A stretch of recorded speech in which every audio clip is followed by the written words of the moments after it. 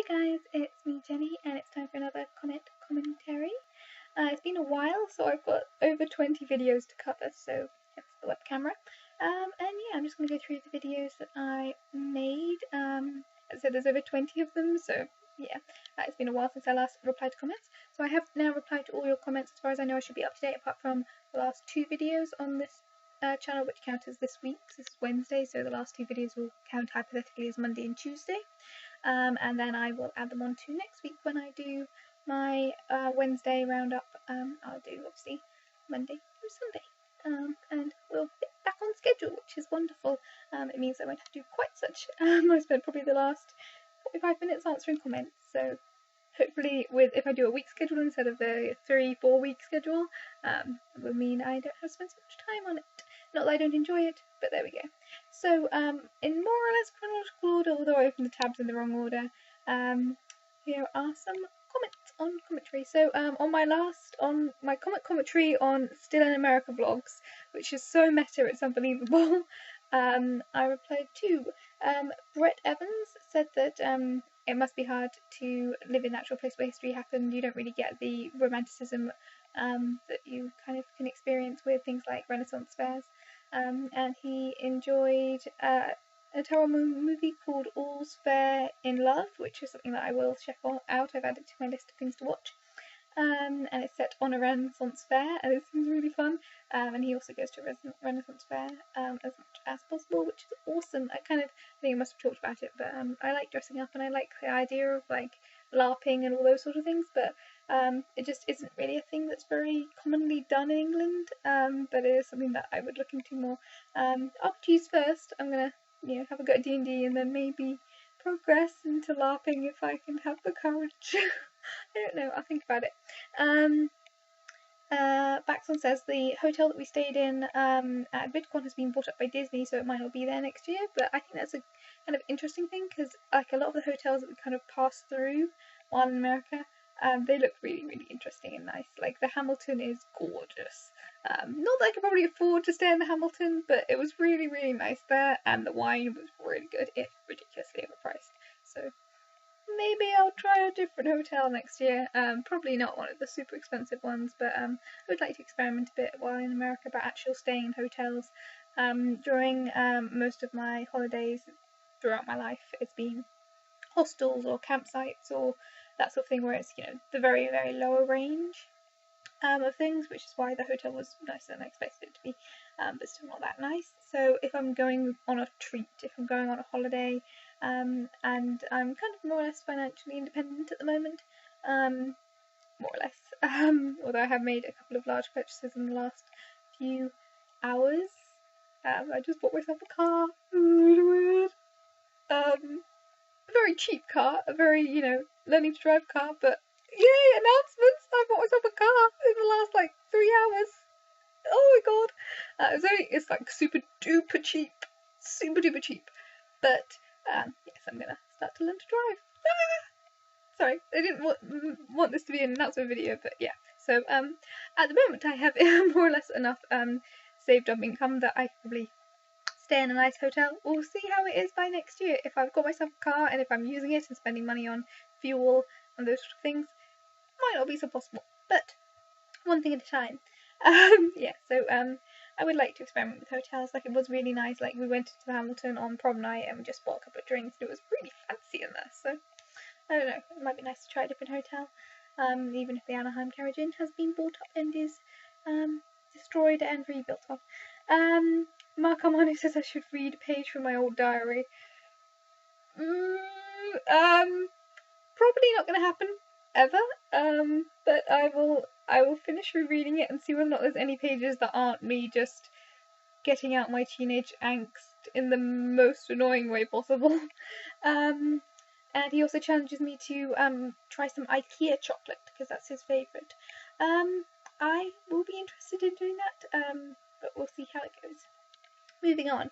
On my commentary on VidCon main days, Red Sky Blackbird said I looked a bit tired, or am I still sick?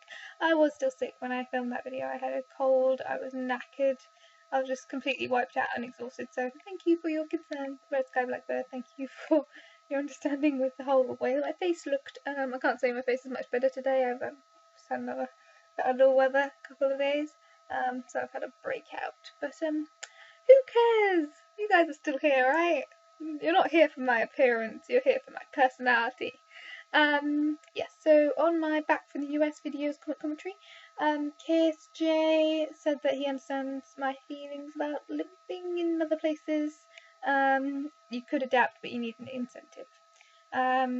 Nathan Lyle challenges me to a duel because I said that America was so square, and that I've insulted his honour.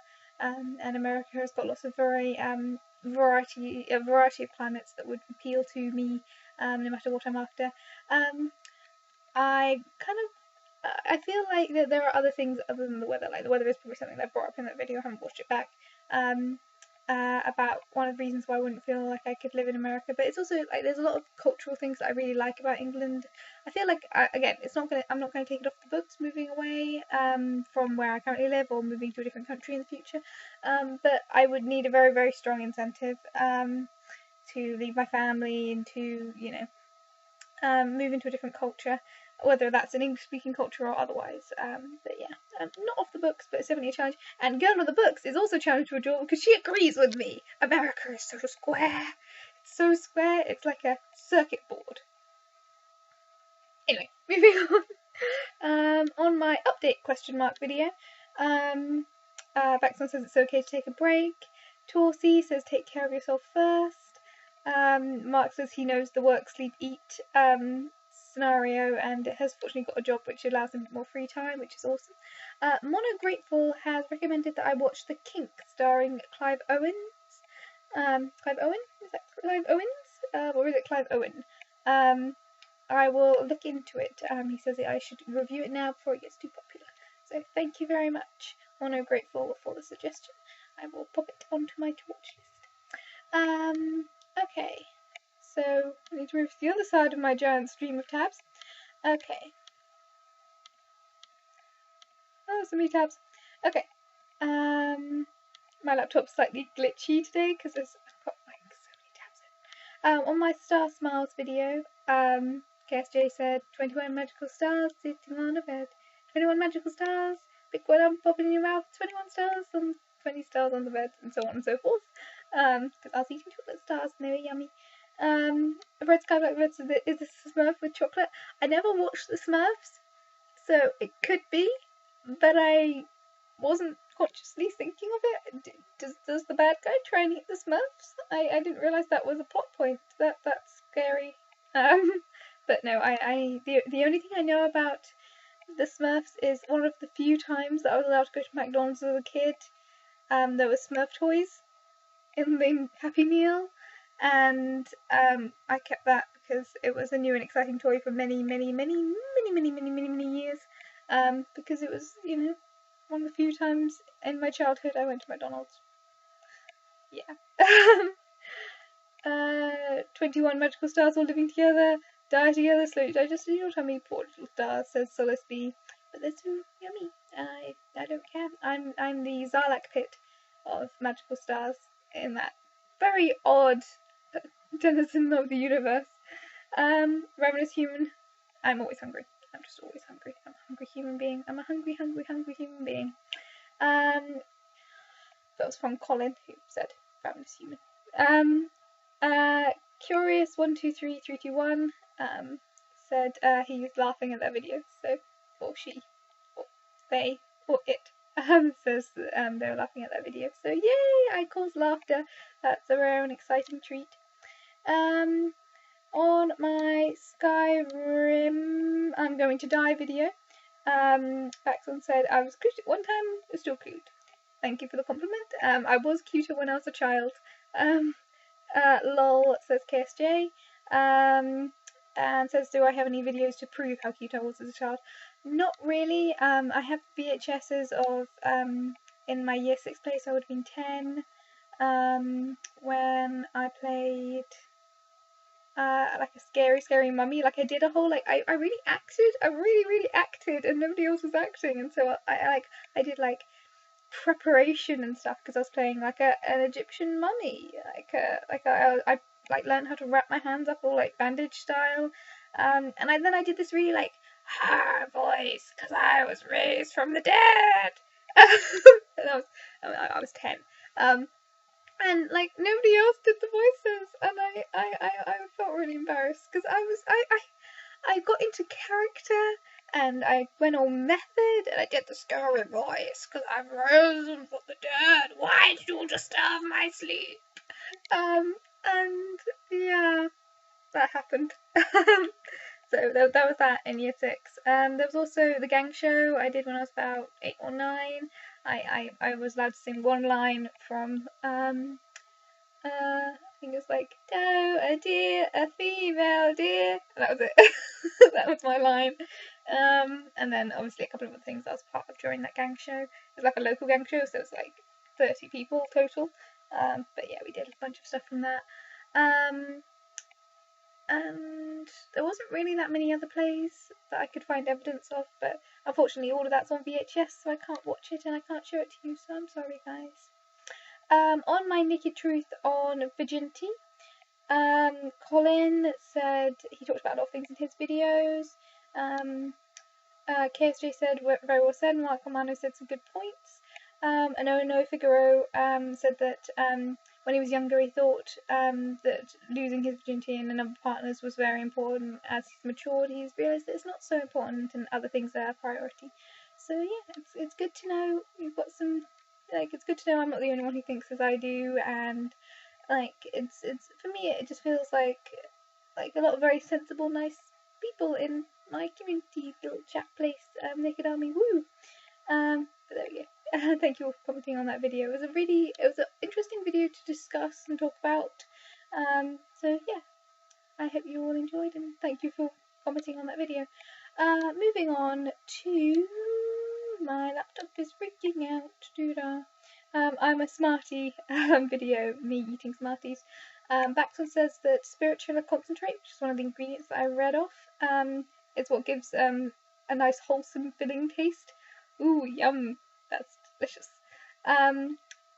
Mark Armani says your Smarties is different from the US Smarties, so definitely I need to try a lot more chocolates and stuff while I was in America. When I was in America, I also tried Skittles, which is like one of my favourite sweets. Skittles are like I love Skittles so much. Like I can eat so many Skittles. And I had some in America and they were absolutely disgusting. Like I have an aversion to throw away food because like waste not want not, I will finish what's on my plate.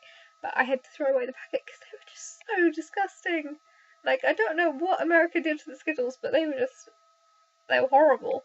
I couldn't finish. Like it wasn't like even a cinema packet. It was a normal size packet. They were disgusting. Jolly Wave. Hello, Jolly Wave. So he prefers peanut M&Ms. I don't particularly like peanuts. So I've never really tried M&Ms. So I will maybe look into trying some M&Ms, but I've never really liked peanuts, so I haven't really looked into them specifically.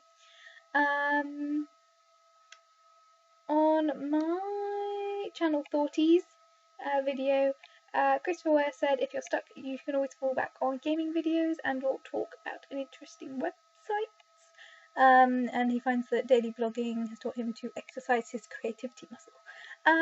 Yeah, I find that I have been exercising my creativity muscle a lot in the last couple of weeks, and I'm doing a lot of things. The thing is, like, a lot of the things that I have been doing creativity wise is not necessarily filmable or interesting to film. And it's one of those things that like I want to hold back until they're ready to talk about, and then I can talk about things that I've done, but actually creating a video about them is a whole other different set of things and it's not necessarily interesting.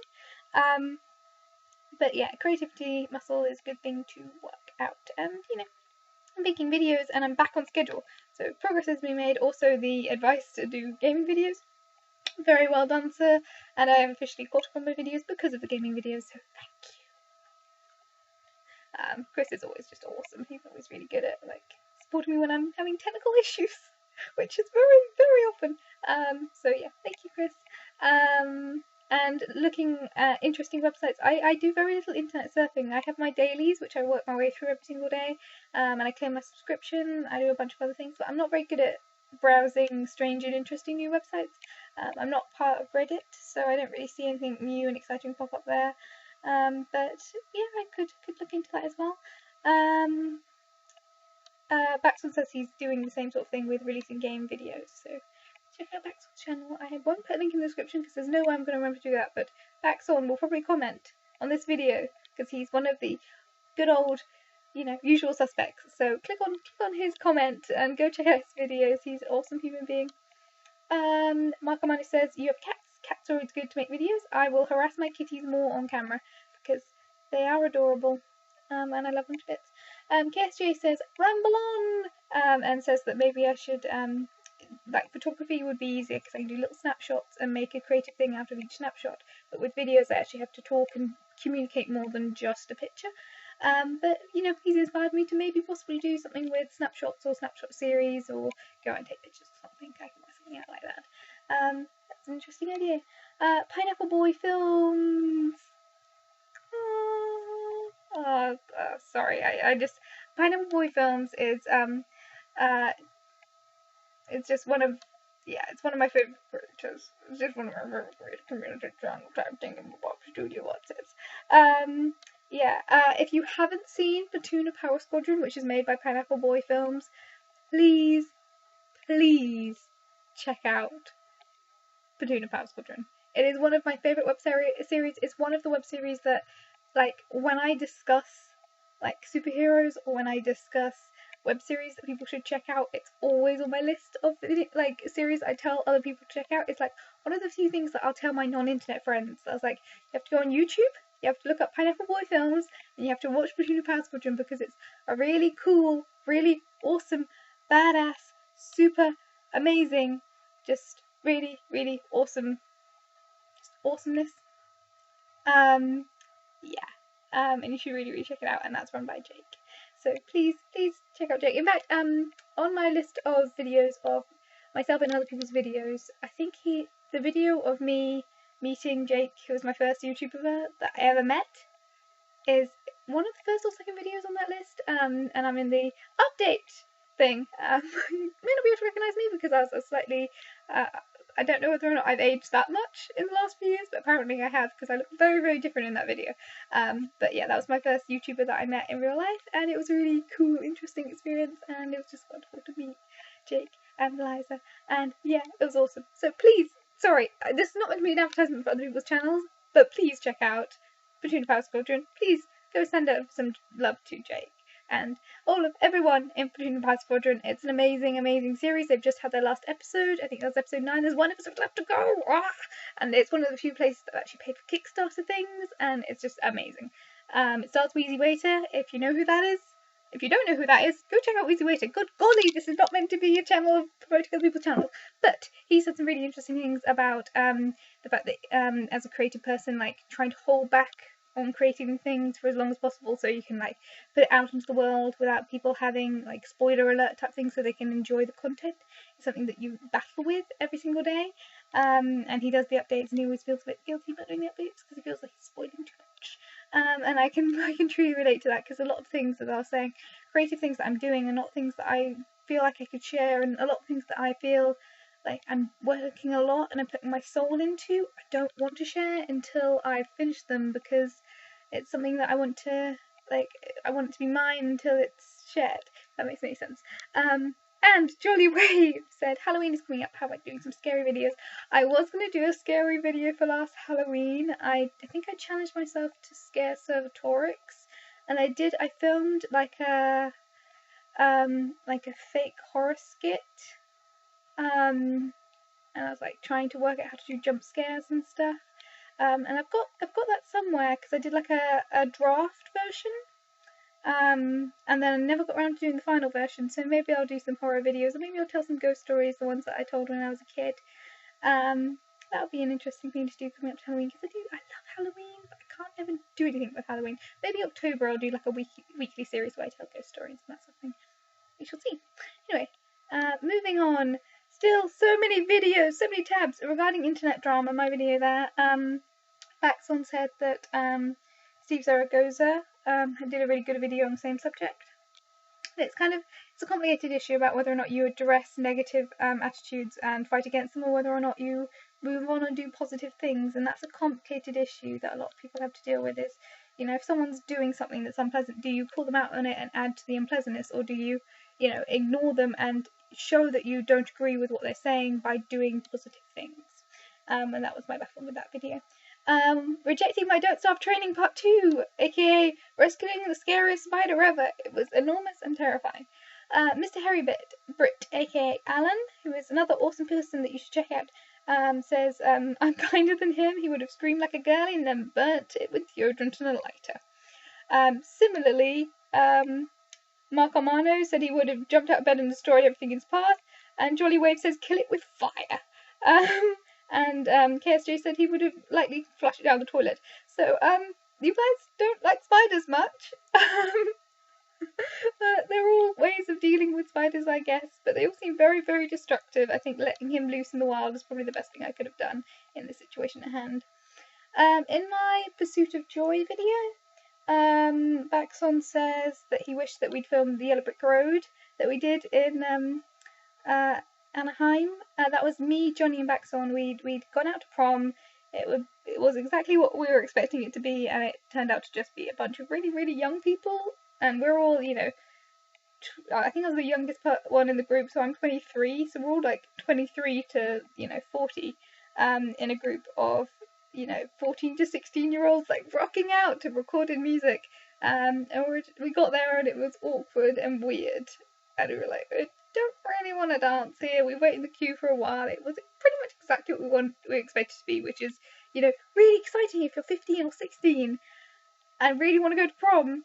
Not so exciting when you're 23, and the music isn't really to your taste and you're a bit tired.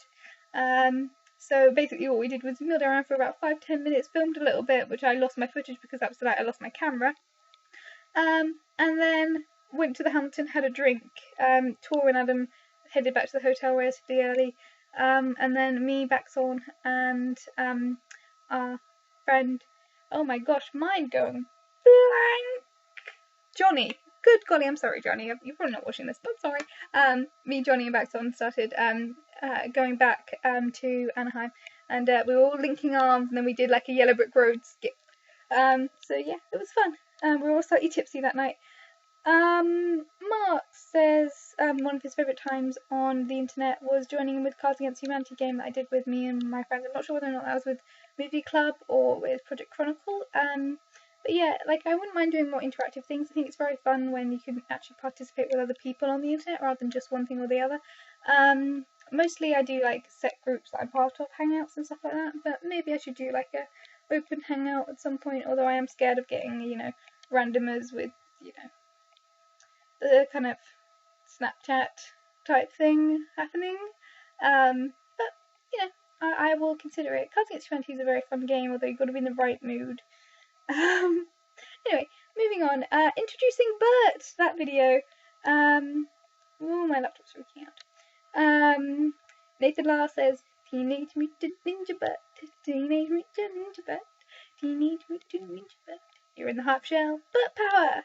And then I think that's an emoticon of a turtle burping up a flame, burping up like a load of flame. That's a really nifty emoticon. I think is that the Teenage Mutant Ninja Turtles theme. He is actually a tortoise, but I understand that one because I said turtle more than once, referring to Bert. So yeah, that's really nifty. Solace B says Bert has some amazing colour in his shell. And was wondering whether or not, when I said hello Bert, if he can hear or understand language. I kind of answered that in my reply to you anyway, but I think turtles definitely have comprehension for hearing. I don't think they have the ability to understand what human words mean or like learn commands or anything like that. I think they're such an entity unto themselves. I'm sure they're very highly intelligent, but obviously that's for them and them alone to understand, I guess. Red Sky Blackbird said I should show more of my cats. That's the second request. I will harass more cats. KSJ said hello Bert. Bert is currently not in the room, but I will talk to him later. Jolly Wave says, hey Jen, can I have some turtle soup? I wouldn't kill Bert for the world. Also, we are pet sitting for him, so I might get murdered by his actual owners. I've never tried turtle soup. I think I'd probably do it if I if I'm in a restaurant, I don't see it prepared or whatever. But I do like, I don't think there'll be enough meat on Bert to justify it anyway. Bert is a brilliant name for a tortoise, says "Oh no, Figaro," which is a very, very true statement. On my naked truth on life, or the answer to life. I thought I misspelled the title there. Baxon said the answer to everything is 42. It is the answer to life, the universe, and everything is 42. And don't forget to bring your towels and drink before going into hyperspace. KSJ said, I kind of talked around the topic. What is your personal meaning of life, and do you believe in deity? I kind of answered this question before, I think.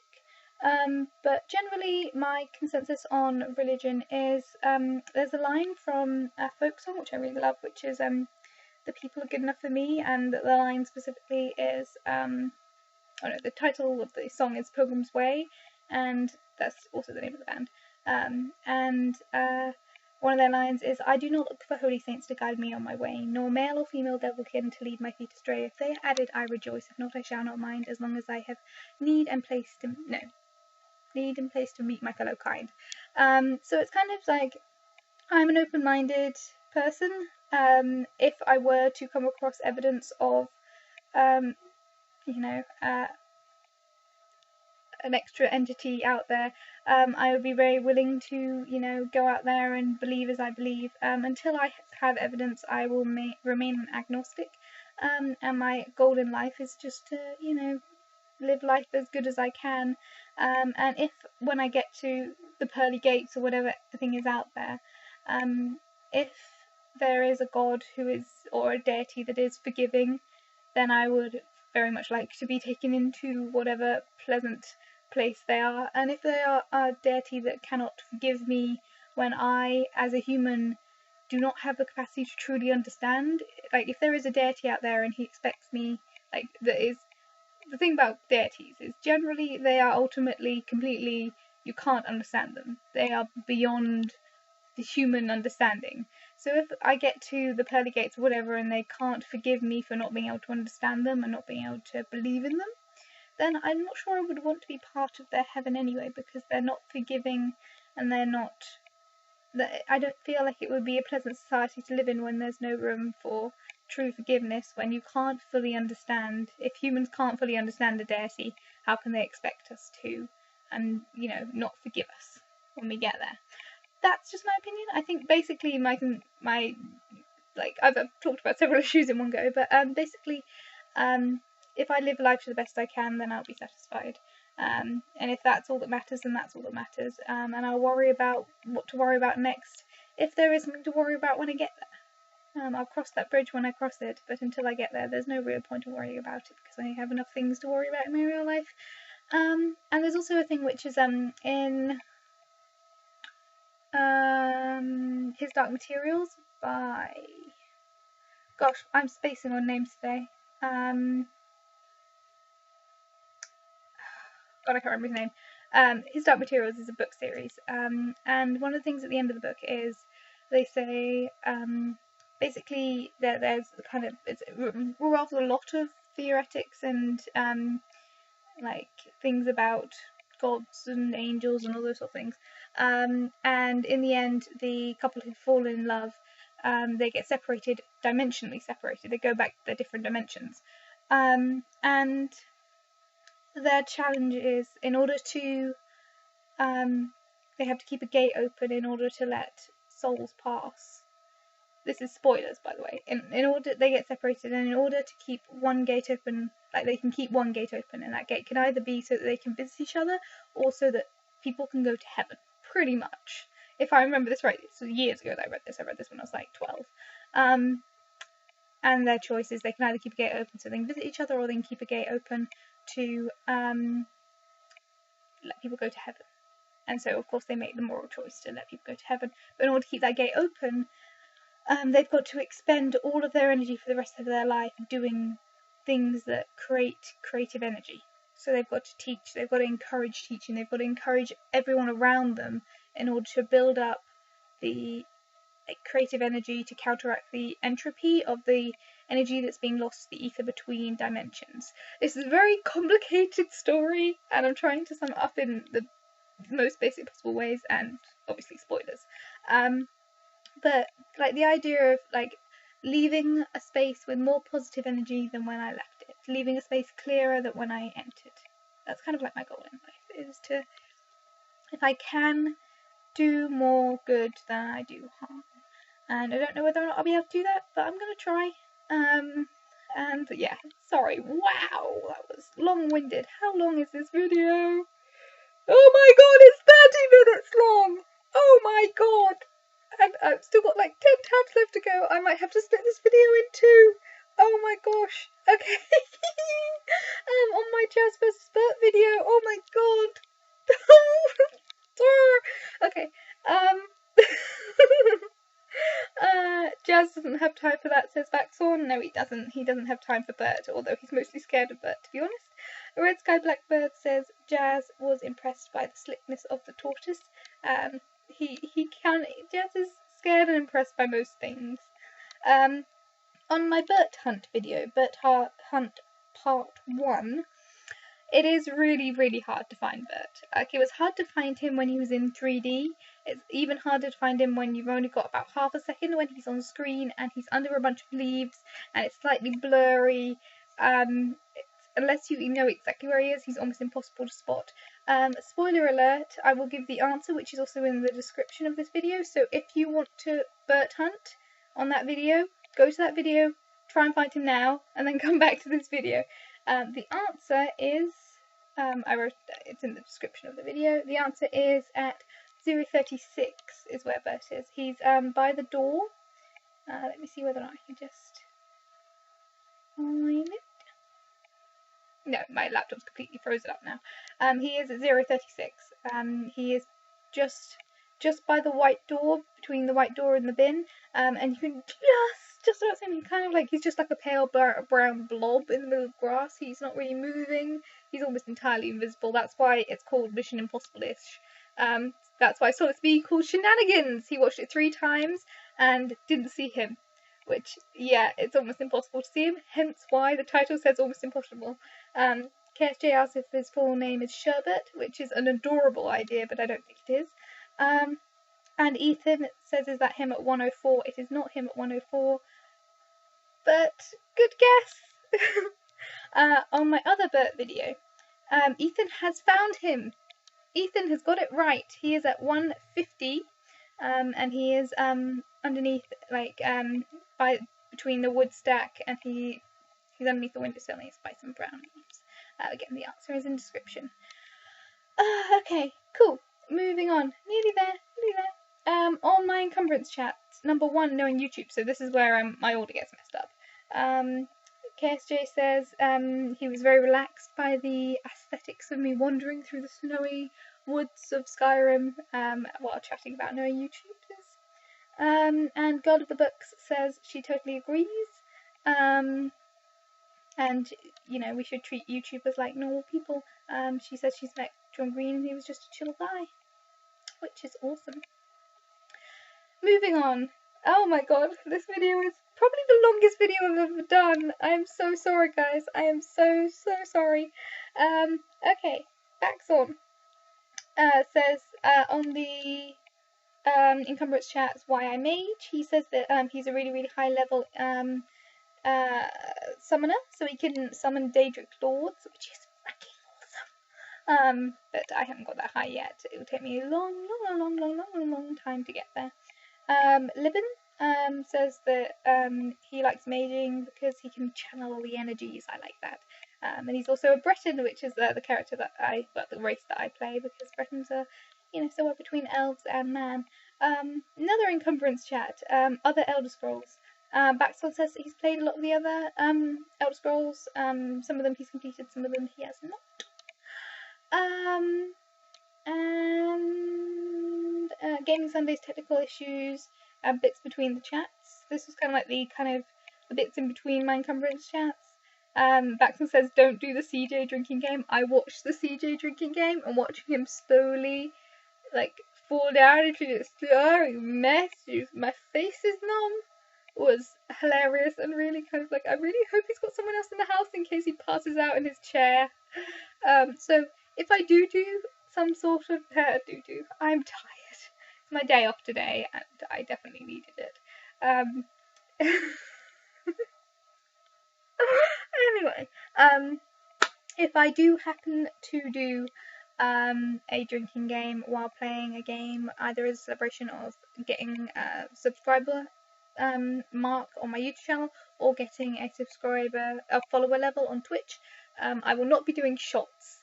I don't do shots generally. I think I've done maybe 4 shots in my life. I will probably have a drink which I will sip at every occasion that I deem worthy of whatever drinking game I am playing, but I will do it at some point. I think it would be very entertaining for everyone involved. Anyway, moving on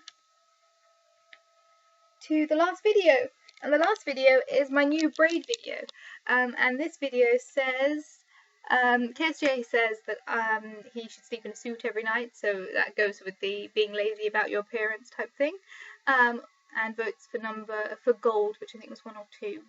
Mark and 123 Curious 321 votes for number 4. So number 4, it shall be. Where did I put it?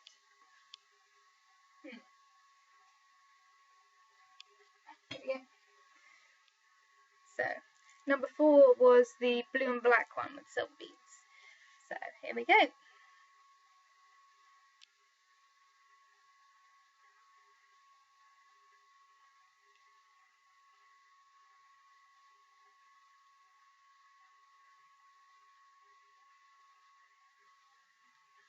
Okay, there we go. We got a new bracelet on, and it's pretty. Thank you for your votes, guys. Voting is now officially closed. Okay, so this has been an incredibly freaking long video. I've talked about a lot, so feel free to comment some more. Next week I will only be commenting on 7 days, so hopefully the video will be a lot shorter than nearly 40 minutes. Holy macaroni. Okay. Thank you all for watching, thank you all for listening, thank you all for putting up with me. I'm probably going to find there's some horrible technical difficulty all the way through this video now, but there we go. And I'm going to take a leaf out of Christopher Ware's book, and I'm going to put in the secret word. So if you have watched all 37.3 minutes of this video, please somehow subtly put the word, trying to find things in my sister's bedroom which are entertaining, teapot. Put the word teapot somewhere into your comments to show that you've watched all the way through this video, yeah, I will know who watched all 40 minutes of this video, and yeah, you guys get additional points in some capacity or another. Yeah, thank you all for watching, and I'll see you guys all very soon.